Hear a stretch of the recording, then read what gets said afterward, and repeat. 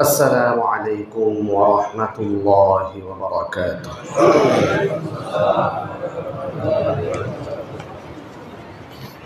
الحمد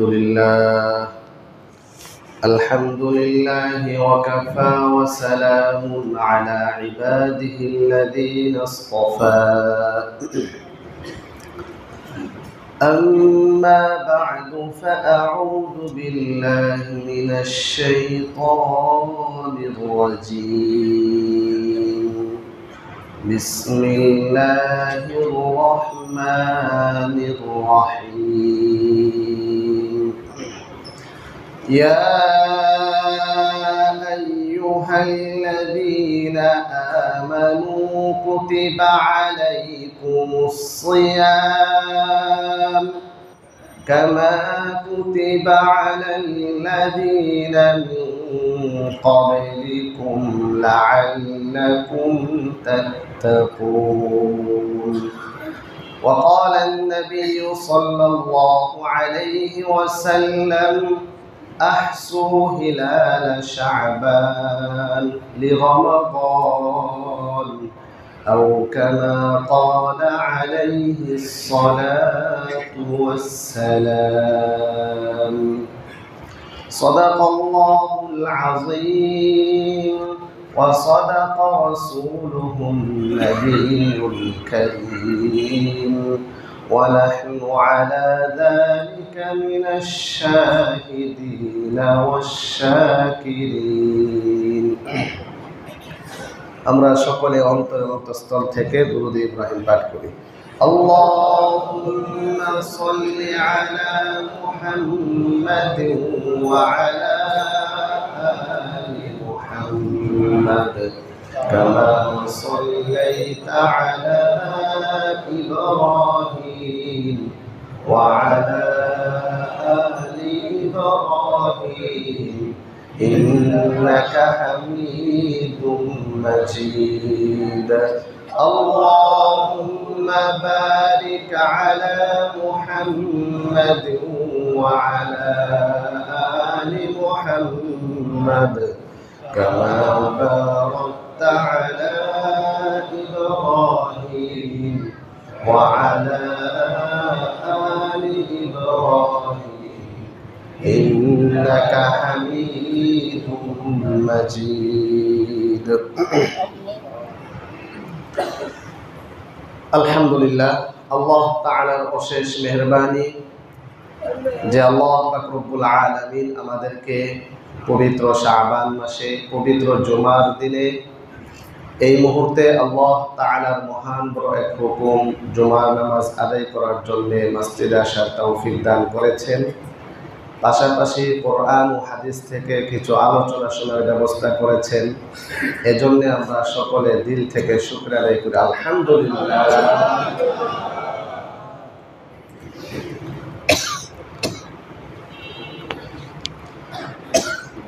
আজকে ইনশাআল্লাহ জুমার আলোচ্য বিষয় থাকবে কোরআন ও হাদিসের আলোকে রমাদান মাসের পূর্ব প্রস্তুতি, রমজানের প্রস্তুতি। সংক্ষিপ্ত বললে রমজানের প্রস্তুতি। কোরআন ও হাদিসে রমজানের প্রস্তুতিমূলক আমাদেরকে কি গাইডলাইন দেওয়া হয়েছে, কি নির্দেশনা দেওয়া হয়েছে, সেটা আজকে খুতবার মূল আলোচ্য বিষয়। আনুষঙ্গিকভাবে আরেকটি বিষয় থাকবে কোরআন ও হাদিসের আলোকে ভাষা। আজকে কত তারিখ? ফেব্রুয়ারি মাসে কত তারিখ? তো 21শে ফেব্রুয়ারি কি? আন্তর্জাতিক মাতৃভাষা দিবস। তো সেই হিসাবে এক্ষেত্রে কোরআন হাদিসের আলোকে ভাষা সম্পর্কে কিছু তথ্য আমরা ইনশাআল্লাহ জানবো। আল্লাহ তাআলা আমাদের সবাইকে আমলের নিয়তে, প্রচারের নিয়তে, পরকাল কামাইয়ের নিয়তে মনোযোগের সাথে শ্রবণ করার তৌফিক দান করুন। আল্লাহ পাক রব্বুল আলামিন কোরআনে কারীমে ঈমানদারদেরকে সম্বোধন করেছেন। কোরআনে কারীমে 89 জায়গাতে ঈমানদারদেরকে সম্বোধন করেছেন। ওই জায়গায় 89 জায়গায়, আর 20 জায়গায় মানুষ বলে সম্বোধন করেছেন। ইয়া আইয়ুহাল ইনসান অথবা ইয়া আইয়ুহান নাস, হে মানব মণ্ডলী, মানব জাতি, ইয়া আইয়ুহাল ইনসান, হে মানুষ। হে মানুষ বলে সম্বোধন করেছেন 20 জায়গায়, আর 89 জায়গায় ইমানদারদেরকে সম্বোধন করে করে বিভিন্ন বিধানাবলী দিয়েছেন।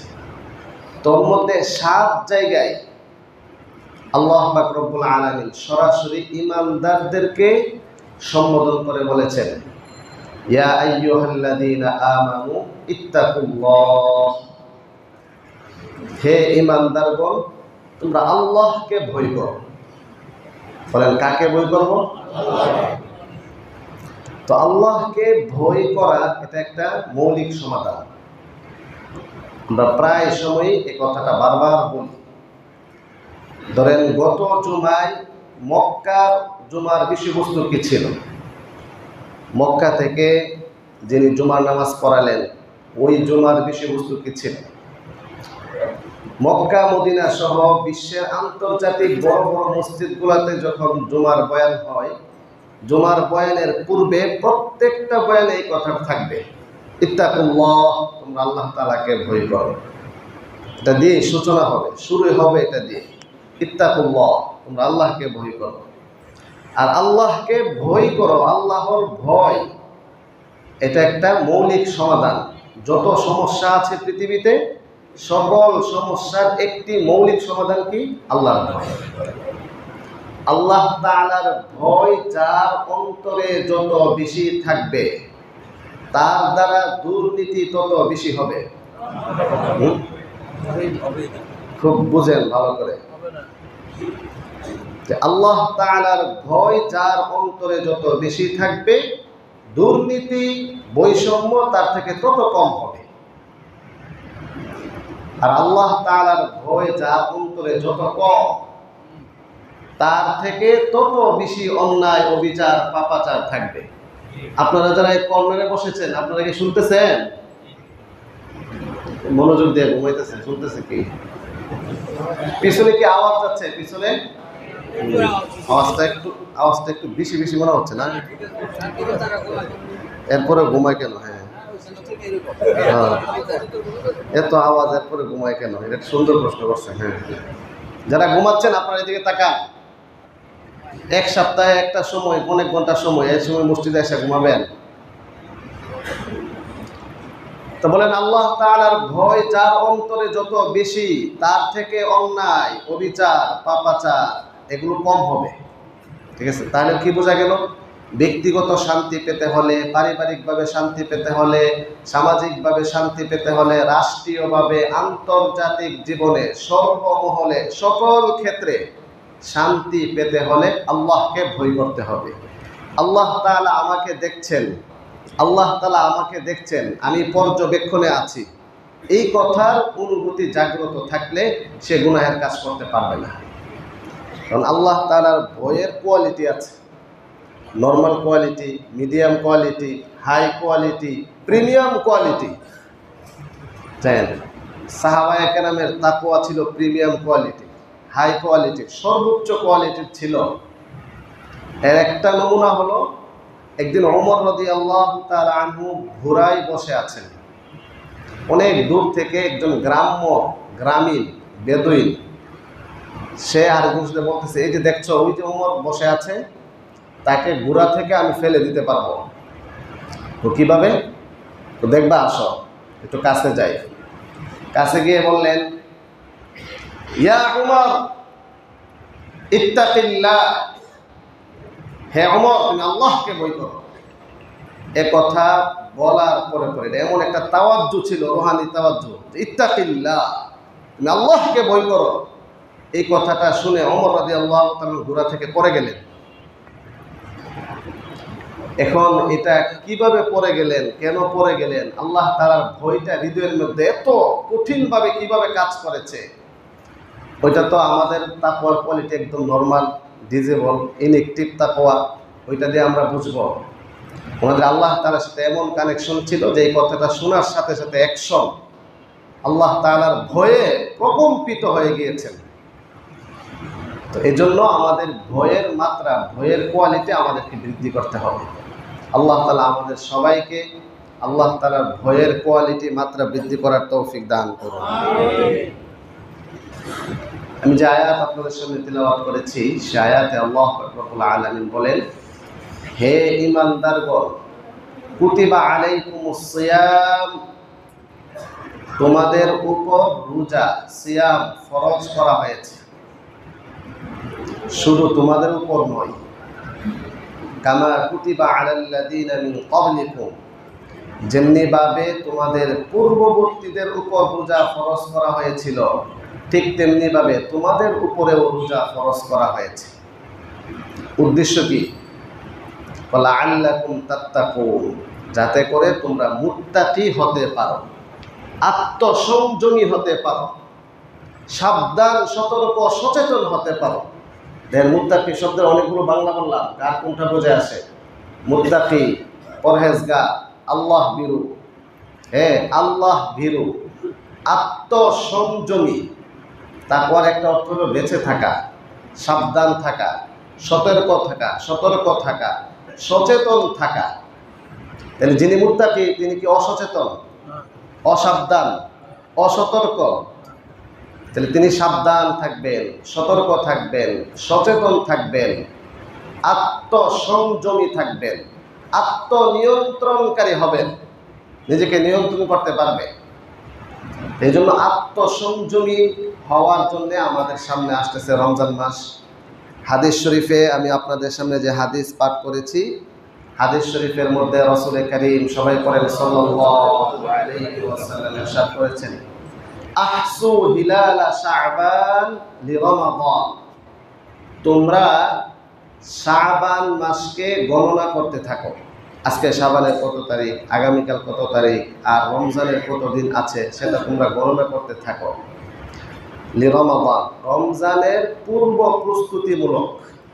তা রমজানের পূর্ব প্রস্তুতিমূলক তোমরা শাবান মাসকে গণনা করতে থাকো। তাহলে এই হাদিস থেকে আমাদের শিক্ষা হচ্ছে, রমজান হচ্ছে 12 মাসের মধ্যে সবচেয়ে গুরুত্বপূর্ণ, সবচেয়ে ফজিলতপূর্ণ, সবচেয়ে রহমতপূর্ণ, সবচেয়ে বরকতপূর্ণ মাসের নাম কি? রমজান মাস। তো এই মাস আমাদের সামনে আগত। আমরা দীর্ঘদিন যাবৎ এই দোয়া করে আসতেছিলাম, রজব মাসের সূচনা লগ্ন থেকে, রজব মাসের শুরু থেকে আমরা এই দোয়া করে আসতেছিলাম, আল্লাহুম্মা বারিক লানা ফি রজব ওয়া শাবান ওয়া বাল্লিগনা রমাদান। হে আল্লাহ, আপনি আমাদেরকে রজব মাসে, শাবান মাসে বরকত দান করুন, রমজান পর্যন্ত আমাদেরকে পৌঁছিয়ে দিন। এই দোয়া আমরা করে আসতেছিলাম। এই দোয়া এখনো চলমান থাকবে, এই দোয়াটা এখনো চলমান থাকবে। তো এই জন্য রমজানের পূর্ব প্রস্তুতি কি? রমজানের পূর্ব প্রস্তুতি আলহামদুলিল্লাহ আমি অনেক গবেষণা করে, কোরআন হাদিস রিসার্চ করে 10টি প্রস্তুতি, রমজানের পূর্বে 10টি কর্মসূচি, রমজানের আগে এই 10টি কাজ আমাদেরকে করতে হবে, পূর্ব প্রস্তুতিমূলক। রমজান আসছে, রমজানের প্রস্তুতিমূলক কয়টি কাজ করতে হবে? 10টি কাজ। যারা পিছনে বসছেন বলেন কয়টি কাজ? যারা ঘুমাচ্ছেন তারা বলেন কয়টি কাজ? 10টি কাজ। এই 10টি কাজ আমরা এখন যারা আছে আমরা এখন শুনবো। তো মাইকের আওয়াজ মনে হয় আশপাশের কয়েকটা বিল্ডিংয়ে মনে যাচ্ছে, তো ওনারাও শুনতে পারেন, কিন্তু বাকি যারা দূর দূরান্তে বাসায় মা বোন রয়েছে তারা এটা জানবে কিভাবে? আপনারা গিয়ে পৌঁছাইতে হবে। এখন আপনারা যদি 10টা জিনিস মনে না রাখতে পারেন, মনে রাখতে পারবেন? 10টা সিরিয়ালে মনে রাখতে পারবেন? যদি কেউ পারেন তো আলহামদুলিল্লাহ, ওইটাকে বাসায় গিয়ে পৌঁছাবেন। কেউ যদি না পারেন, আপনাদের জন্য একটা শীট করা হয়েছে, এটা সংক্ষিপ্ত, বিস্তারিত আমরা শুনবো। এই সংক্ষিপ্ত পয়েন্ট, 10টা পয়েন্ট স্মরণ রাখবেন। এটা সবাই জুমার বয়ানের পরে নিয়ে যাবেন এবং ফটোকপি করে এটা সবাই প্রচার করবেন, বাসা বাড়িতে মা বোনদেরকে এগুলো শোনাবেন যে আজকে জুমার বয়ানে এই 10টা পয়েন্ট ছিল। 1 নাম্বার, রমজান মাস আসছে, রমজানকে কেন্দ্র করে 1 নাম্বার করণীয় হলো তাওবা ইস্তিগফার করে অন্তরকে পরিষ্কার করা। এটা 1 নাম্বার কাজ। তাওবা এই আমলটা সবসময়ের জন্য, তবে রমজান মাস যেহেতু আসছে, রমজানের আগে, রমজান মাস পবিত্র মাস, কোরআন নাজিলের মাস, কোরআন পবিত্র, আল্লাহ পবিত্র, কোরআন পবিত্র, রমজান মাস পবিত্র, আমি অপবিত্র, সমান সমান জান্নাত।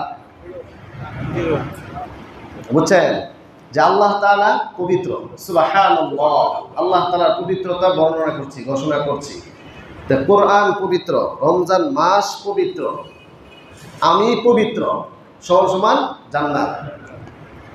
এই জন্য আমাদেরকে পবিত্র হতে হবে, পরিষ্কার পরিচ্ছন্ন হতে হবে, নিজের মনকে ফ্রেশ করতে হবে, মনকে সুস্থ করতে হবে, আত্মশুদ্ধি করতে হবে। তো এই জন্য তওবা ইস্তেগফার করে রমজানের আগেই এই একটা প্রস্তুতি নিয়ে মানসিকভাবে রমজানের আগে নিজের মনকে ফ্রেশ করে রাখা। তওবা এর বাংলা হচ্ছে ফিরে আসা। কিসের থেকে ফিরে আসা? গুনাহ থেকে ফিরে আসা। তওবার আরেকটি বাংলা অনুবাদ হলো অনুতপ্ততা। অনুতপ্ত, আমি অনুতপ্ত, I am very very sorry, এই কাজটা ঠিক হয় নাই, ভুল হয়ে গিয়েছে, এই ভুলের স্বীকৃতি, অনুশোচনা, এটাকে কি বলে? তওবা বলে। ইস্তিগফার, ইস্তিগফার মানে ক্ষমা প্রার্থনা করা। কার কাছে? আল্লাহ তাআলার কাছে ক্ষমা প্রার্থনা করা। তো আমি আগেও একবার বলেছিলাম ফজরের সময় যে ইস্তিগফার লিসানি, জবানে ইস্তিগফার, অন্তর দ্বারা ইস্তিগফার, কর্মে ইস্তিগফার। এখন আমি আল্লাহ তাআলার কাছে ক্ষমা চাইলাম, আল্লাহ তুমি আমার গুনাহগুলো মাফ করে দাও, আল্লাহ তুমি আমার সগীরা কবিরা কুফর শিরক বেদাত সবগুলো তুমি আমাকে ক্ষমা করে দাও। কিন্তু আমি একটা হারাম কাজে লিপ্ত, তাহলে ক্ষমা হবে? এটা তওবা হবে? এটা ইস্তেগফার হবে? তাহলে ইস্তেগফার জবানের সাথে যেমন ইস্তেগফার করতে হবে, ইস্তেগফার আমালি, আমলের মাধ্যমে কর্মের প্রেক্ষাপটে ক্ষমা প্রার্থনার নিদর্শন দেখাতে হবে। কর্মের প্রেক্ষাপটে যে হারাম কাজে থাকলে সেটা থেকে বিরত হয়ে আসতে হবে, হারাম কাজে লিপ্ত থাকলে সেটা থেকে বিরত হয়ে আসতে হবে। হারাম থেকে বিরত থাকা এটা সবচেয়ে বড় ইবাদত, জানেন? হারাম থেকে বিরত থাকা এটা কি সবচেয়ে বড় ইবাদত। এই জন্য রাসূল বলেছেন ইত্তাকিল মাহারিম, তোমরা হারাম কাজ থেকে বিরত থাকো, তাকুন আ'বাদান নাস, তুমি মানুষের মধ্যে সবচেয়ে বড় আবেদ হয়ে যাবে। সুবহানাল্লাহ। এই জন্য আমরা অনেকে আছে নফল নামাজ পড়ি, জিকির আজকার করি, কিন্তু একটা হারাম কাজে লিপ্ত থাকি। আমরা নিজেকে ধাপে ধাপে পরিবর্তন করে একটা শীত দিয়েছিলাম, সেখানে বলেছিলাম দেখেন হারাম কাজে লিপ্ত থাকলে কি হয়, ইবাদতের স্বাদ পাওয়া যায় না, ইবাদতের স্বাদ পাওয়া যাবে না, ইবাদতের যে মজা, আমলের কোয়ালিটি বৃদ্ধি। একজন হারামে লিপ্ত, তার আমলের কোয়ালিটি বৃদ্ধি হবে না। অথচ আমলের মাধ্যমে কি হবে? অশান্ত হৃদয় প্রশান্ত হবে। বলেন আমলের মাধ্যমে কি হবে? পূর্ণ কোরআন হাদিস যত ধর্মের যত বিষয় আছে সবগুলোর মৌলিক বিষয় তিনটা। বলেন এই তিনটা বিষয় যদি মনে রাখতে পারেন তাহলে আপনার জীবনে আর কোনো বয়ান শুনতে হবে না, শুধু এই তিনটা বিষয় মনে রাখলে। বলেন সমস্ত কোরআন হাদিস সহ পুরা ধর্মের মৌলিক কথা কয়টি? সবাই বলেন কয়টি? পিছনে যারা বসছেন বলেন কয়টি? এক। কি? হ্যাঁ, এক ঈমান। বলেন এক ঈমান। দুই ইলম। বলেন দুই কি? ইলম। ইলম মানে জ্ঞান। তিন আমল। তিন নাম্বার কি? আমল। তাহলে এই কথাটা আজকের জুমার বয়ান থেকে এই কথাটা যদি মনে রাখতে পারেন, মনে করেন আপনার জীবনে বিগত যত বয়ান শুনেছেন, সামনে যত বয়ান শুনবেন, এই তিনটার বাইরে কোনো বয়ান নাই। ঠিক আছে? তাহলে এই তিনটা কথা আজকে মুখস্থ করেন। বলেন এক নাম্বার কি? সবাই বলেন, আবার বলেন, তিনবার বলেন। হ্যাঁ। দুই ইলম। এই নাম্বার কি? ইলম। তিন নাম্বার আমল। আমল। তিন নাম্বার আমল। এবার শুনেন, প্রত্যেকটা সুবিধা আছে। যে মুমিন তার একটা সুবিধা থাকবে, যে বেঈমান তার একটা অসুবিধা থাকবে। ইমানের একটা ফিডব্যাক, ইমানের একটা সুবিধা আছে, একটা নতিজা, একটা রেজাল্ট আছে। কি সেটা? ইমান যার যত বেশি, দুশ্চিন্তা তার তত কম। বলেন ইমান যার যত বেশি, দুশ্চিন্তা তার তত বেশি কম। এটা খেয়াল করবেন। তার মানে আমি যদি দুশ্চিন্তায় থাকি বুঝতে হবে আমার ইমান দুর্বল না সবল? দুর্বল। তো ইমানের পাওয়ার, ইমানের নূর, ইমানের কোয়ালিটি যার যত বেশি, দুশ্চিন্তা থেকে সে তত বেশি বাঁচতে পারবে। এক নাম্বার। দুই নাম্বার হচ্ছে কি ইলম। ইলম মানে জ্ঞান। ইলম মানে কি?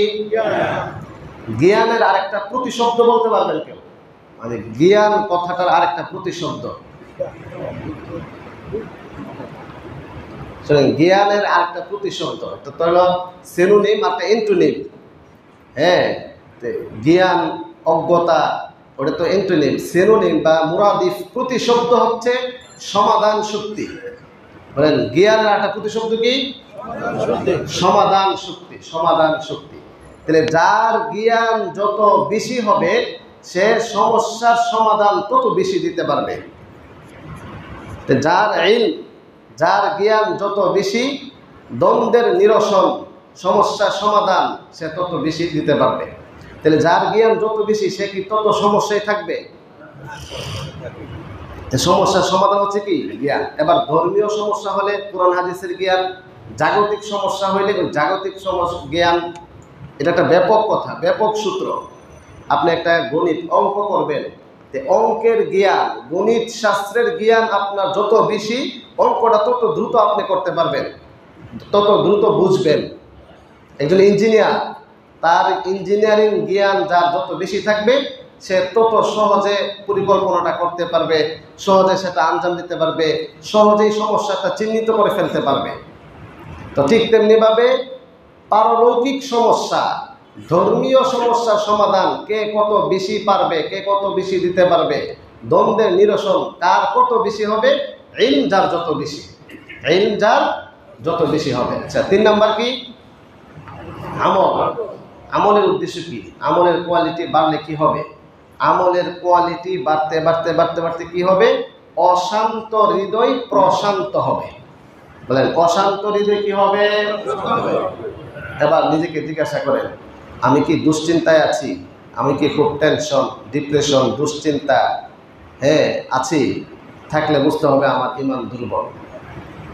আমি কি শুধু সমস্যা, ব্যক্তিগত সমস্যা, পারিবারিক সমস্যা, সামাজিক সমস্যা, এই সমস্যা সেই সমস্যা, এত সমস্যা, বুঝতে হবে আমার এখানে সমস্যা চিহ্নিত করতে পারছি না, ইলমের অভাব আমার মধ্যে আছে। 3 নাম্বার, আমি নামাজ পড়ছি, আমল করছি, কিন্তু আমার হৃদয় শান্ত হচ্ছে না, প্রশান্ত হচ্ছে না, অস্থিরতা কাজ করছে, স্থিরতা নাই, ইবাদতে স্বাদ নাই, ইবাদতে মজা নাই, নামাজ পড়ে গুনাহ থেকে বিরত থাকতে পারছি না, একদিকে নামাজ পড়ছি অপর দিকে ঝগড়া করছি, তাহলে বুঝতে হবে আমার আমলের কোয়ালিটি অনেক দুর্বল। আমলের কোয়ালিটিকে সবল করতে হবে। আল্লাহ তাআলা আমাদের সবাইকে ঈমান, ইলম, আমলকে মজবুত করার তৌফিক দান করুন। তাহলে রমজানের পূর্ব প্রস্তুতিমূলক কয়টি কর্মসূচি? 10টি। 1 নাম্বার তওবা, ইস্তেগফার। মানে এই ইস্তেগফারটা জবানি এবং অন্তর দ্বারা আবার আমল দ্বারা। আল্লাহ তাআলা আমাদের সবাইকে আমালান ইস্তেগফার করার তৌফিক দান করুন। আমিন। 2 নাম্বার রমাদানের উপকারিতা। রমাদানের উপকারিতা স্মরণ করে হাদিসে বর্ণিত দোয়া করতে থাকা। রমজান মাস অনেক বরকতপূর্ণ মাস, ফজিলতপূর্ণ মাস। রমজান মাস আসলে শয়তানকে শৃঙ্খলাবদ্ধ করা হয়, জান্নাতের দরওয়াজা খুলে দেওয়া হয়, জাহান্নামের দরওয়াজা বন্ধ করে দেওয়া হয়, রহমতের দরওয়াজা খুলে দেওয়া হয়, আসমানের দরওয়াজা খুলে দেওয়া হয়। এই জাতীয় আরও যত ফজিলত রয়েছে এই সবগুলো, এগুলো জানলে কি হবে? নিজের মধ্যে একটা আগ্রহ, উদ্দীপনা, ভালো লাগা, আনন্দ লাগা, এটা কাজ করবে। তো এই জন্য রমাদানের উপকারিতা স্মরণ করে হাদিসে বর্ণিত দোয়া করতে থাকা। হাদিসে বর্ণিত কি দোয়া আছে? যে দোয়া, আল্লাহুম্মা বারিক লানা ফি রজব ওয়া শাবান ওয়া বাল্লিগনা রমাদান। এই দোয়াটা যারা আমরা আরবিতে পারি না, বাংলায় বলতে পারি, আল্লাহ আমাকে সুস্থ রাখো, আমাকে শাবান মাসে বরকত দিয়ে রমজান পর্যন্ত আমাকে পৌঁছিয়ে দেবো। এই দোয়াটুকু আমরা করতে পারি। 3 নাম্বার দৃঢ় প্রতিজ্ঞা ও মানসিক হিম্মত নিয়ে বেশি বেশি নফল সিয়াম পালন করা। এটা রমজানের একটা প্রস্তুতি। শাবান মাসে আল্লাহ রাসূল বেশি বেশি রোজা রাখতেন।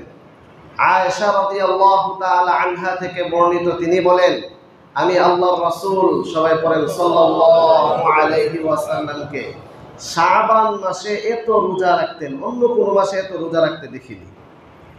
তো শাবান মাসে বেশি বেশি রোজা রাখা, আইয়ামে বীজ তো আছেই, তারপরে সোমবার বৃহস্পতিবার তো আছেই, এরপরও বেশি বেশি রোজা রাখা, এটি রমজানের একটা প্রস্তুতিমূলক একটি আমল। এই আমল সাহাবায়ে কেরাম করেছেন, তাবিঈন করেছেন, খুলাফায়ে রাশিদিন করেছেন, বুজুর্গানে দিন করেছেন। এজন্য আমরাও এই আমলটা করতে পারি, তবে স্বাস্থ্যের প্রতি লক্ষ্য রেখে। আপনি অসুস্থ, আপনি দুর্বল, হ্যাঁ, আপনি রোজা রেখে যদি আগে দুর্বল হয়ে যান তো রমজান মাসে রোজা রাখতে পারবেন না। এই জন্য যারা সুস্থ সবল তারা বেশি বেশি রোজা রাখার চেষ্টা করবে। এক্ষেত্রে রমজান মাসের অন্য হাদিস, এই হাদিস আমরা মাগরিবের সময় শুনিয়েছিলাম, বুখারী শরীফের অন্য হাদিসে আসছে, রমজান মাসের 1-2 দিন আগে রোজা রাখো না। কারণ রমজান মাসে রোজা রাখতে হবে, ওইটার জন্য আগে থেকে প্রস্তুতি, ওইটার প্রস্তুতি রোজা আবার না রাখা। তাহলে রমজানের 1-2 দিন আগে রোজা না রাখা, এটাও রমজানের একটা প্রস্তুতি। তাহলে এখানে 3 নম্বর কি বলা হলো? দৃঢ় প্রতিজ্ঞা। হ্যাঁ, দৃঢ় প্রতিজ্ঞা এবং মানসিক হিম্মত, মানসিক মনোবল, এটা একটা কঠিন বিষয়। আপনি হালকা অসুস্থ বা নর্মাল অসুস্থ, আপনার ডায়াবেটিস আছে বা অন্য কোনো অসুস্থতা থাকতে পারে, তো এক্ষেত্রে আপনি চিন্তায় পড়ে গেছেন, হ্যাঁ রমজান মাস আসতেছে, আমি কি রোজাগুলো রাখতে পারবো? তো এই জন্য মানসিক হিম্মত রাখা, যে আল্লাহ তুমি আমাকে তৌফিক দাও, আমার নিয়ত 100% আমি রোজা রাখবো, তুমি আমাকে ব্যবস্থা করে দিবে। যারা রিক্সা চালায়, যারা কঠিন পরিশ্রম করে, তাদের রোজা রাখাটা খুব কষ্ট। এই জন্য মানসিক হিম্মত, মানসিক মনোবল।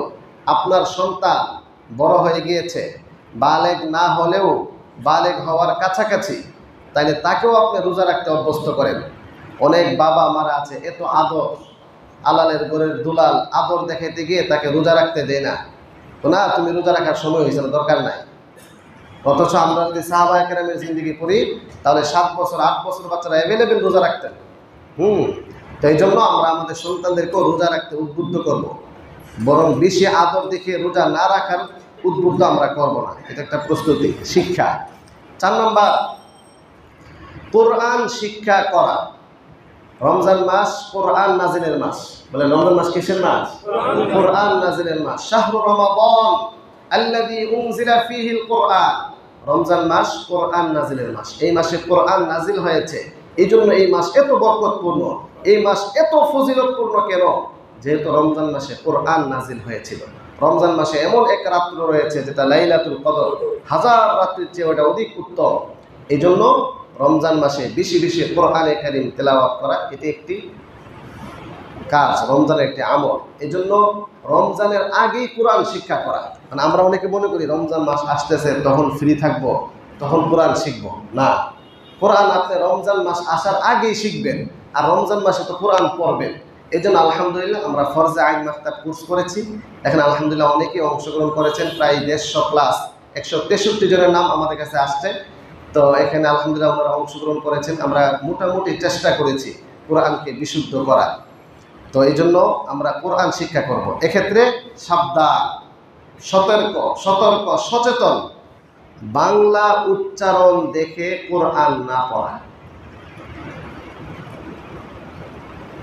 সবাই বুঝছেন কথাটা? আবার বলছি, বাংলা উচ্চারণ দেখে কোরআন না পড়া। অনেকে আমরা আছে যে পড়তে পারি না, বড় এক কোরআন শরীফ কিনে নিয়ে আসছি, এনে নিচে বাংলা উচ্চারণ দেওয়া আছে, সেই উচ্চারণ দেখে আমরা পড়ার চেষ্টা করি। আমি আপনাকে বলবো, আপনি বাংলা উচ্চারণ দেখে পড়লে নিশ্চিত অর্থের পরিবর্তন হবে। আমরা অনেকবার এই উদাহরণ দিয়েছি বাংলা উচ্চারণে। বলেন আরবি হরফ কয়টি? 29টি।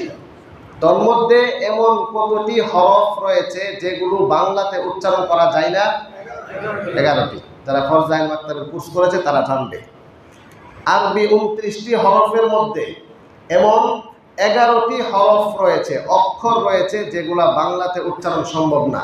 এর মধ্যে সর্বপ্রথম হা। বলেন আলহামদু। আলহামদু এর যে হা, এই হাটা কি বাংলাতে উচ্চারণ করা যাবে? বাংলাতে কি হবে? সরে আ ল, হইকার হা, ম, দরস্কার দু, কি হয়েছে? আলহামদু। আলহামদু। তাহলে এভাবে তো 11টা অক্ষর যখন বাংলা উচ্চারণ আপনি দেখে পড়বেন 11 বার আপনার এই অর্থের পরিবর্তন হবে। আর হাদিস শরীফ আছে রুব্বা কারিইন ওয়াল কোরআন ইয়ালআনুহু, এমন বহু কোরআন শরীফ পড়নেওয়ালা আছে, পাঠক আছে যে কোরআন পড়ে আর কোরআন তাকে লানত দিতে থাকে। বলে নাউজুবিল্লাহ। যে কোরআন কখন লানত দিবে? শুদ্ধ পড়লে না অশুদ্ধ পড়লে? এই জন্য ইসলামিক সকল স্কলারদের এ কথার উপর একমত, সকল মুফতি কেরাম এই কথার উপর একমত, একজনও দ্বিমত পোষণ করেন নাই যে বাংলা উচ্চারণ দেখে কোরআন পড়া হারাম। হ্যাঁ, এখন একটা প্রশ্ন আসছে যে বাংলাতে ছাপাইলো কেন? হ্যাঁ, এখন মনে করেন যিনি ছাপাইছেন ওনার বিষয়টা বাদ, আগে আমাকে নিজেকে সতর্ক হইতে হবে আমরা পড়বো না, ঠিক আছে? তা আপনি করবেন কি? আপনি চেষ্টা করবেন, মানে আপনি এই বাংলা উচ্চারণ দেখে না পড়ে আপনি আরবি 29টা হরফ শিখেন, একজন হুজুর রাখেন যে হুজুর আমাকে এটা শিখাই দেন। তা আপনি এই শিখাটা যদি আপনি চেষ্টা চালু রাখেন, আল্লাহ তাআলা ওয়াদা করেছেন এই চেষ্টা যে করবে আমি আল্লাহ পাক রব্বুল আলামিন তাকে ক্ষমা করে দিব।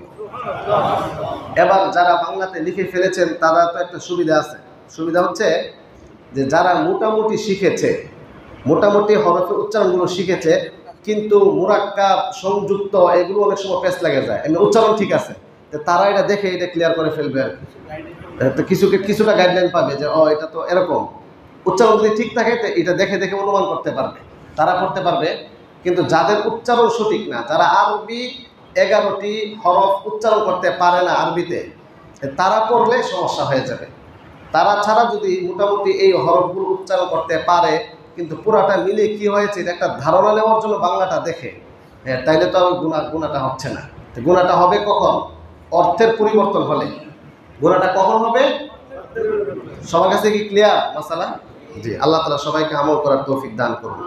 5 নাম্বার, রোজার করণীয় বর্জনীয় জেনে মাসআলা মাসাইল শিক্ষা করা। এটা একটা রমজানের পূর্ব প্রস্তুতি। আপনার উপরে হজ ফরজ হয়েছে, হজের মাসআলাগুলো জানা আপনার উপরে ফরজ। রমজানের রোজা ফরজ, তো রমজানের মাসআলাগুলো জানাও ফরজ। কি কি কারণে রোজা ভেঙে যায়, রোজার নিয়ত কিভাবে করতে হয়, রোজা ভঙ্গের কারণ কয়টি, রোজা রাখা অবস্থায় ইনহেলার নেওয়া যাবে কিনা, ব্রাশ করা যাবে কিনা, সুরমা দেওয়া যাবে কিনা, ইনজেকশন দেওয়া যাবে কিনা, রোজা রাখা অবস্থায় রক্ত দেওয়া যাবে কিনা, রোজা রাখা অবস্থায় বিভিন্ন ঔষধ গ্রহণ করা যাবে কিনা, এই জাতীয় মাসআলাগুলো জানা কি আমরা ইনশাল্লাহ আগামী শুক্রবার আমরা রমজানের আগে পাচ্ছি। ওই সময় ইনশাল্লাহ রমজানের গুরুত্বপূর্ণ মাসআলাগুলো যেগুলো না জানলেই নয়, সবাইকে জানতে হয়, এই মাসআলাগুলো ইনশাল্লাহ আমরা আলোচনা করব। তাহলে এটা রমজানের পূর্ব প্রস্তুতিমূলক করণীয় হচ্ছে 5 নাম্বার, মাসআলা মাসাইল শিক্ষা করা। 6, হালাল জীবিকা, হালাল রিজিক অন্বেষণ করা, যা ইবাদত কবুলের পূর্ব শর্ত। কোরআন হাদিসে এ ব্যাপারে অনেক আয়াত হাদিস রয়েছে। ইবাদত কবুলের পূর্ব শর্ত কি? হালাল রিজিক না হারাম? হালাল ইনকাম না হারাম ইনকাম? হালাল ইনকাম। এটা আমরা অনেকে খেয়াল করি না। রমজান মাসে রোজা রাখবো, ইফতার, সেহরি, আরো যত খাবার খাবো, সেগুলো যদি আমি হারাম খাই, বলেন রোজা কবুল হবে? তো এই জন্য পূর্ব প্রস্তুতি, খুব সাবধান। মুত্তাকি, আল্লাহকে ভয় করুন। ইত্তাকিল্লাহ হাইতুমা কুনত, তুমি যেখানেই থাকো না কেন সেখানে আল্লাহকে ভয় করো। 7, সর্বপ্রকার পাপ কাজ, বিশেষ করে শিরিক, অহংকার, হিংসা, গীবত থেকে বিরত থাকা। এটা বিরত থেকে নিজের নফসটাকে পবিত্র করতে হবে। 8, শারীরিক ও মানসিক প্রস্তুতি নিয়ে রমাদানের জন্য অপেক্ষা করা। শারীরিক প্রস্তুতিও আছে, আপনি অসুস্থ থাকলে ভালো একটা ডাক্তার দেখে ভালো একটা চিকিৎসা করবেন আগে, যাতে রমজান মাসে আপনি রোজা রাখতে পারেন। মানসিক প্রস্তুতি আছে। 9 নাম্বারটা খুব গুরুত্বপূর্ণ। মাইকের আওয়াজ যদি মা বোনদের কাছে যায়, আপনাদের দৃষ্টি আকর্ষণ করছি। 9 নাম্বার হলো কাজা রোজাগুলো আদায় করা। কারো যদি বিগত কোনো একটা রোজা কাজা থাকে, বিশেষ করে মা বোনদের রোজা কাজা হওয়াটা স্বাভাবিক। আল্লাহ প্রদত্ত নিজাম সিস্টেম, প্রাকৃতিকভাবেই তাদের রোজা কাজা হয়। হ্যাঁ, 7টা, 3টা, 4টা, 5টা, 7টা এরকম রোজা কাজা হয়। সেই কাজা রোজাগুলো যদি আপনি আদায় না করে থাকেন, তাহলে আগামী রমজানের আসার আগে আগেই সেই কাজাগুলো আপনি আদায় করে ফেলেন। আমাদের মধ্যেও যদি কারো কাজা রোজা থাকে, তাহলে সেগুলো আমরা আদায় করে নেব ইনশাআল্লাহ। 10, বিগত রমজান মাসে ছুটে যাওয়া আমলগুলোর কথা স্মরণ করে আগত রমজানের জন্য 24 ঘন্টার একটি রুটিন তৈরি করে সময়ের সুশৃঙ্খল ব্যবহার করা, সময়ের হেফাজত করা, সময় যেন নষ্ট না হয় সেজন্য সতর্ক থাকা। আগে থেকে আপনি একটা রুটিন করেন, আগে থেকে একটা পরিকল্পনা করেন, আগামী রমজান আপনি কি করবেন, অফিসে কতক্ষণ সময় দিবেন, বাসায় কতক্ষণ সময় দিবেন, মসজিদে কতক্ষণ সময় দিবেন, কোরআন তেলাওয়াতে কতক্ষণ সময় দিবেন।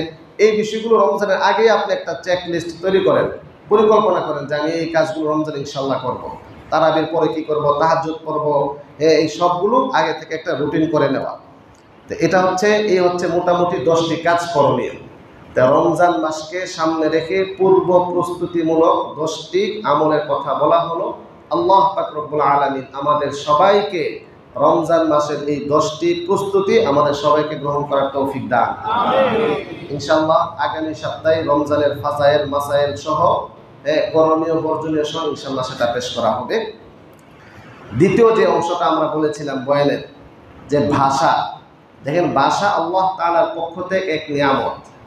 সময় যেহেতু অল্প, না হলে ভাষা এটা বিস্তারিত আলোচনা করার প্রয়োজন ছিল, কিন্তু এতটুকু কথা আমাদের সকলের জানা থাকা দরকার একজন মুসলিম হিসাবে, যে ভাষা আল্লাহ তাআলার পক্ষ থেকে বিশেষ এক নিয়ামত। ভাষা কাকে বলে? সাধারণত যারা পড়াশোনা করেছে তাদেরকে জিজ্ঞাসা করলে বলবে মনের ভাব প্রকাশ করাকে ভাষা বলে, মনের ভাব প্রকাশ করাকে ভাষা বলে। যদিও এই সংজ্ঞাটা পরিপূর্ণ না, কিভাবে পরিপূর্ণ না সেটা বলতে গেলে এখন সময় নেই। একটু খেয়াল করেন, সুলাইমান আলাইহিস সালাম পিপিলিকার ভাষা বুঝতেন, পশু পাখির ভাষা বুঝতেন। আল্লাহ তাআলা কোরআনে বলেন ওয়া ইন মিন শাইইন ইল্লা ইউসাব্বিহু বিহামদিহি ওয়ালাকিন লা তাফকাহুনা তাসবিহাহুম। প্রত্যেকটা বস্তু কণা আল্লাহ তাআলার পবিত্রতা বর্ণনা করে, যদিও তোমরা তা বুঝো না। তাহলে বলেন, তাহলে প্রত্যেকটা বস্তু কণা, প্রত্যেকটা পদার্থ, পৃথিবীতে 118টি বা 122টি মৌলিক পদার্থ রয়েছে, প্রত্যেকটা পদার্থের অণু পরমাণু কণা সবগুলো আল্লাহ তাআলার পবিত্রতা বর্ণনা করে। এই কথা সংবাদ কে দিয়েছেন? আল্লাহ তাআলা কোরআনে কারিমে দিয়েছেন। তাহলে এই হচ্ছে ভাষা। আল্লাহ তাআলা বলেন আর রহমান আল্লামাল কোরআন খালাকাল ইনসান আল্লামাহুল বায়ান। রহমান তিনি যিনি কোরআন শিক্ষা দিয়েছেন, রহমান তিনি যিনি মানুষ সৃষ্টি করেছেন, রহমান তিনি যিনি মানুষকে বয়ান শিক্ষা দিয়েছেন, রহমান তিনি যিনি মানুষকে বর্ণনা শক্তি শিক্ষা দিয়েছেন, রহমান তিনি যিনি বাক শক্তি দান করেছেন, রহমান তিনি যিনি মানুষকে বিশ্লেষণ শক্তি, বিচার বিশ্লেষণ শক্তি দান করেছেন, বর্ণনা শক্তি দান করেছেন, সত্য মিথ্যা পার্থক্য করার যোগ্যতা যিনি দান করেছেন। তো সেই ভাষা, পৃথিবীতে কত ভাষা রয়েছে আপনি যদি গুগলে সার্চ করেন, উইকিপিডিয়াতে দেখেন, অনেক আগের তথ্য ছিল 4000, এখন তথ্য আপডেট হয়ে বের হয়েছে প্রায় 7000 ভাষা পৃথিবীতে রয়েছে। এই 7000 ভাষার মধ্যে একটা ভাষা হলো বাংলা ভাষা। আর এই বাংলা ভাষা আন্তর্জাতিকভাবে 7ম স্থান অধিকার করে আছে। এই বাংলা ভাষাকে রাষ্ট্রীয় ভাষা করার জন্য মানুষ আন্দোলন করেছে, ঠিক না? রাষ্ট্রীয় ভাষা হিসেবে 1952 সালে, কত সালে? 1952 সালে আন্দোলন করে পুলিশের গুলিতে মানুষ শহীদ হয়েছে। আর সেখানে 1956 সালে সেটাকে রাষ্ট্রীয়ভাবে এই বাংলা ভাষাকে স্বীকৃতি দেওয়া হয়েছে। আর 1999 সালে আন্তর্জাতিকভাবে বাংলা ভাষা মাতৃভাষা দিবস, আন্তর্জাতিক মাতৃভাষা দিবস হিসাবে স্বীকৃতি পেয়েছে। তো বাংলা ভাষা, মাতৃভাষার গুরুত্ব অনেক, কম বেশি আপনারা হয়তো অনেকে জানবেন। মাতৃভাষার গুরুত্ব অপরিসীম। মাতৃভাষার গুরুত্ব, সমস্ত নবী রাসূলকে আল্লাহ তাআলা তার নিজের কওম সম্প্রদায়ের ভাষা মাতৃভাষায় প্রেরণ করেছেন, মাতৃভাষায় দাওয়াত দেওয়ার শিক্ষা তিনি দিয়েছেন। এজন্য মাতৃভাষায় যোগ্য হওয়া, মাতৃভাষায় পারদর্শী হওয়া এটা সুন্নাহ। কানান নবী সাল্লাল্লাহু আলাইহি ওয়াসাল্লাম আফসাহাল আরব। আল্লাহ নবী সাল্লাল্লাহু আলাইহি ওয়াসাল্লাম আরবের মধ্যে সবচেয়ে বিশুদ্ধভাষী ছিলেন। এই জন্য বিশুদ্ধভাষী হওয়া, শুদ্ধ ভাষায় কথা বলা এটাও একটি সুন্নাহ। তবে সব জায়গায় নয়। আপনি গ্রামে গিয়েছেন, একজন কৃষকের সাথে গিয়ে আপনি শুদ্ধ ভাষা শুরু করে দিয়েছেন, এটা আবার রাসূলের সুন্নাহ না। ক্ষেত্র বিশেষ, জায়গা বিশেষ, স্থান কাল পাত্র বেদে কথা বলা এটা সুন্নাহ। রাসূল গ্রাম থেকে যখন বিভিন্ন সাহাবায়ে কেরাম আসতেন তাদের সাথে গ্রামীণ ভাষায় কথা বলতেন, আবার যখন শহরের সাহাবায়ে কেরাম থাকতেন তাদের সাথে শুদ্ধ ভাষায় কথা বলতেন। খুব আফসোস আর দুঃখের বিষয়, কেউ মাইন্ড করবেন না, যারা আমাদের যে সকল সন্তানরা ইংলিশ মিডিয়ামে পড়ে, আমি এমন অনেকের সাথে কথা বলেছি তারা বাংলা খুব কম বুঝে। বাংলা লেখালেখি, বাংলা রচনা, বাংলায় কথা বলা, একটা বিষয়ের বাংলা বলে এটা বলতে পারে আমি ইংরেজি পারি, সে কারণ সে ইংলিশ মিডিয়ামে পড়েছে। তাহলে একটা ছেলে ইংলিশ মিডিয়ামে পড়ে ভালো ইংলিশ পারে কিন্তু বাংলা কম পারে, আর একটা ছেলে ইংলিশ মিডিয়ামে পড়ে ভালো ইংলিশ পারে কিন্তু ভালো বাংলা পারে। কোনটা ভালো, প্রথমটা না দ্বিতীয়টা? দ্বিতীয়টা। এই জন্য সকল অভিভাবকদেরকে দৃষ্টি আকর্ষণ করব এবং ছাত্র সমাজ, যুব সমাজ, আমরা যারা ইংলিশ মিডিয়ামে পড়ি অবশ্যই ইংরেজি ভাষা আন্তর্জাতিক ভাষা, সেটা শিক্ষার প্রয়োজন আছে, দরকার আছে, ভালো কথা, কিন্তু নিজের মাতৃভাষাকে ভুলে গিয়ে, এজন্য মাতৃভাষা ভালো করে গুরুত্ব দিতে হবে, মাতৃভাষায় শিখতে হবে, মাতৃভাষা চর্চা করতে হবে, সাহিত্য চর্চা করতে হবে। সাহিত্য চর্চা করা, সাহিত্যিক হওয়া ইসলামের নির্দেশনা রয়েছে। এজন্য আল্লাহ পাক রব্বুল আলামিন আমাদের সবাইকে মাতৃভাষার গুরুত্ব বুঝে শুদ্ধ ভাষায় কথা বলার তৌফিক দান করুন। আল্লাহ তাআলা বলেন, ওয়ামিন আয়াতিহি ইখতিলাফু আলসিনাতিকুম ওয়া আলওয়ানিকুম।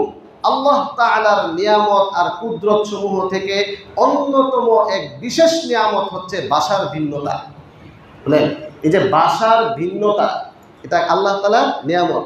এই জন্য একজন আরেকজনকে আঞ্চলিক ভাষা দিয়ে কাউকে হেয় প্রতিপন্ন করা সম্পূর্ণ হারাম। সর্বশেষ মেসেজ ভাষা সম্পর্কে খেয়াল করেন, আবারও বলছি, ধরেন নোয়াখালী, বরিশাল, চট্টগ্রাম, সিলেট সব ভাষা একরকম নেই। আমার বাড়ি ব্রাহ্মণবাড়ি, আমাদের ব্রাহ্মণবাড়ির বিশেষ কিছু ভাষা আছে, যেমন আমরা খকে হ বলি, হাইসুনি বা খাইসুনি। এখন এটা আঞ্চলিক একটা ভাষা, নোয়াখালীর আঞ্চলিক ভাষা আছে, সিলেটের আঞ্চলিক ভাষা আছে, কিন্তু সেই আঞ্চলিক ভাষা দিয়ে কাউকে হে প্রতিপন্ন করা এটা জায়েজ নাই। আল্লাহ তাআলা সূরাতুল হুজুরাতের মধ্যে ঈমানদারদেরকে সম্বোধন করে বলেছেন, ইয়া আইয়ুহাল্লাযীনা আমানু লা ইয়াসখার কওমুম মিন কওমিন আসা আন ইয়াকুনু খায়রাম মিনহুম ওয়ালা নিসাউম মিন নিসাইন আসা আন ইয়াকুননা খায়রাম মিনহুম। হে ঈমানদারগণ, ভালো করে শুনো, তোমরা একে অপরকে ঠাট্টা বিদ্রূপ করিও না। হ্যাঁ, অপর নাম দিয়ে ডেকো না, বিভিন্ন টাইটেল দিয়ে ডেকে তাকে লজ্জা দিও না। যেমন আমরা অনেক সময় বলে থাকি বরিশাল্লা, নোয়াখাইল্লা, সরাইল্লা, এরকম বিভিন্ন গালি হয়ে যায়। একটা আছে যে দুষ্টামি করে নিজের কলিগ, নিজের বন্ধু বান্ধবকে দুষ্টামি করে বলা, ওইটা তেমন ফেক না, ঠিক আছে, কিন্তু তাকে হে প্রতিপন্ন করার জন্য বলা, লজ্জা দেওয়ার জন্য বলা, এটা ইসলামে নিষেধ। আল্লাহ তাআলা আমাদের সবাইকে এই বিষয়গুলো মানার তৌফিক দান করুন। সর্বশেষ একটি গুরুত্বপূর্ণ এলান শুনেন, রমজান মাস আসতেছে। রমজানের পূর্ব প্রস্তুতি সম্পর্কে আমরা আলোচনা শুনেছি। রমজান মাস আলহামদুলিল্লাহ আমাদের বজলুর রহমান বাইতুল মুকাদ্দাম কওমি মাদ্রাসা এতিমখানা, সেখানে অনেক ছাত্র রয়েছে, সেখানে ইফতারের ব্যবস্থা, ইফতারের আয়োজন প্রত্যেক বছরেই হয়ে থাকে, অন্যান্য বছরের নেই। এই বছরও ইনশাআল্লাহ ইফতারে অংশগ্রহণ করার, আপনারা যারা ইফতার করাতে চান, হ্যাঁ, আমরা অবশ্যই মুয়াজ্জিন সাহেবের কাছে লিস্টি টানানো আছে, ওখানে আপনারা নাম লিপিবদ্ধ করবেন। এটা সুন্দর ম্যানেজমেন্টের জন্য, যাতে আমরা সুশৃঙ্খলভাবে সবাই সম্মিলিতভাবে সুশৃঙ্খলভাবে সেটা নিয়মতান্ত্রিকভাবে ইফতারগুলো হয়, সেজন্য আমরা ইনশাআল্লাহ সকলের সহযোগিতা করব। আল্লাহ তাআলা আমাদের সবাইকে তৌফিক দান করুন। সেহরি, ইফতার প্লাস সেহরি, দেখা গেছে ইফতার সবাই করাইতে চায়, সেহরি কম করাইতে চায়। সেহরি খায় রোজা রাখবে, এটারও ফজিলত আছে। তো ইফতার, সেহরি, অন্য কেস, ইফতার পড়ানো, এগুলোর ফজিলত নিয়ে ইনশাআল্লাহ আমরা এই আগামী সপ্তাহে ইনশাআল্লাহ আলোচনা করব। এই সপ্তাহের বয়ানের মূল ফোকাস পয়েন্ট ছিল রমজানের পূর্ব প্রস্তুতি। রমজান মাস সামনে আসতেছে, আমরা সবাই মানসিকভাবে, শারীরিকভাবে, আর্থিকভাবে, আধ্যাত্মিকভাবে সব দিক থেকে প্রস্তুতি আমরা গ্রহণ করি। 10টি আমলের কথা বলা হয়েছে, এই 10টি আমল শীট আকারে করা আছে। এখানে 100টা শীট আছে, আপনারা যারা নিয়ে ফটোকপি করে বিলি করবেন, বাসায় দিবেন, আপনারা নিয়ে যাবেন। আল্লাহ তাআলা আমাদের সবাইকে রমজান মাসের সুন্দরভাবে, রমজান মাসের পূর্ব প্রস্তুতি গ্রহণ করার তৌফিক দান করুন। ওয়া আখিরু দাওয়ানা আলহামদুলিল্লাহি রাব্বিল আলামিন। যারা সুন্নত নামাজ পড়ে নেই, 4 রাকাত পড়ার জন্য সুন্নত নামাজ পড়বে, ছোট ছোট সূরা দিয়ে।